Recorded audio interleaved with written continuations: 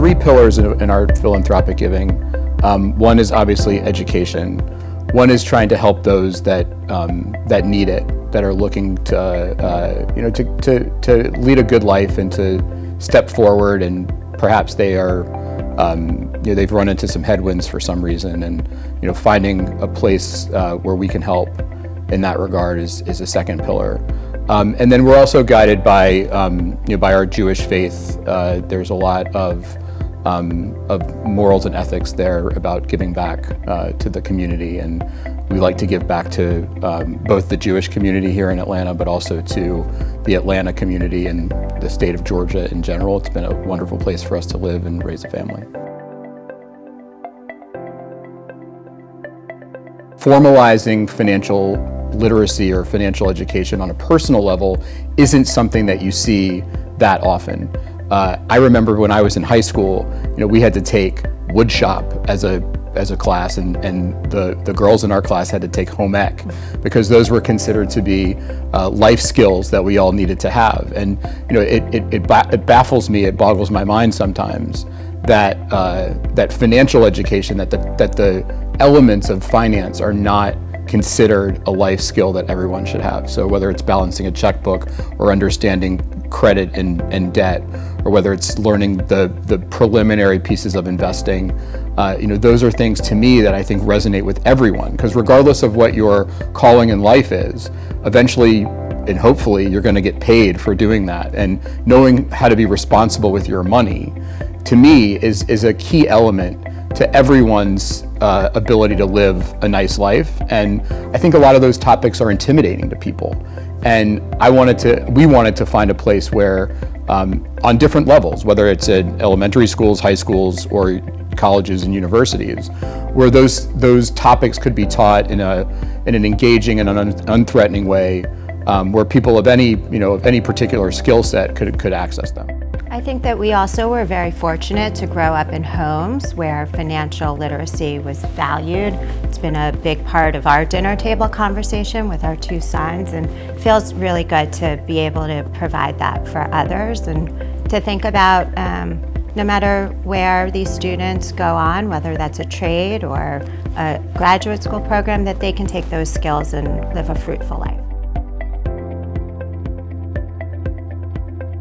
We talk a lot in our business about a quote that says shirt sleeves to shirt sleeves in 3 generations. What that means is that a lot of times when a person is very successful and they want to pass wealth down from one generation to the next, somewhere around the second or third generation it gets squandered.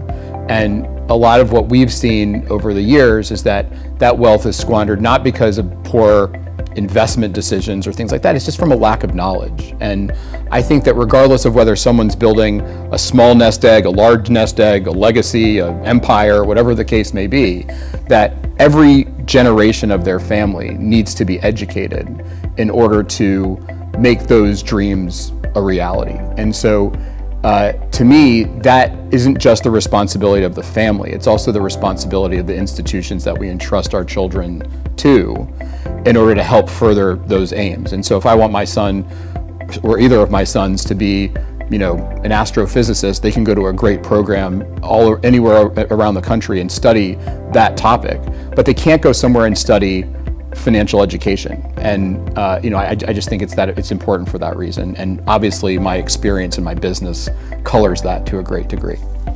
One of my hopes with the stipends is that professors that teach a myriad of different topics, some that you wouldn't even think have a connection to financial education, find innovative ways to bring financial topics into those subject matter areas. And Katie and I were talking when we were considering how this would all work about the fact that, for example, if you were teaching a class on public policy, somewhere in there you might talk about taxes, right? Well, how many people in your class have actually filed a tax return? What does that really look like? What has to be prepared? How do you do it these days? Today, obviously, we have lots more tools at our disposal. We don't have to take a pencil out and a piece of paper.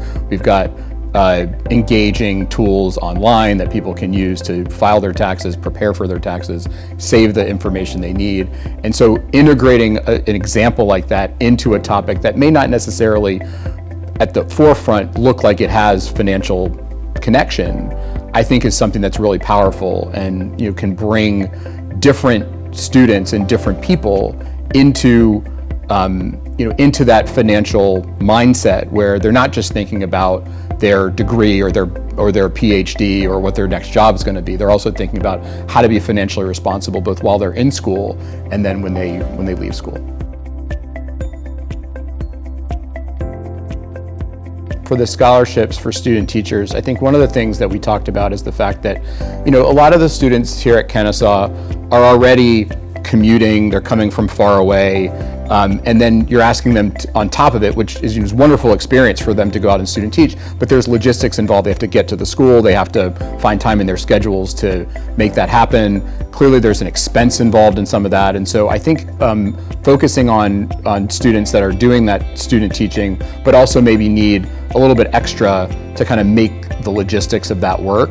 Obviously it's really important for people to have that that hands-on experience, and so I think the scholarship was designed so that those students who might otherwise be financially challenged by trying to make that work, are not burdened by that part of it. To me, at the heart of so many things are great teachers.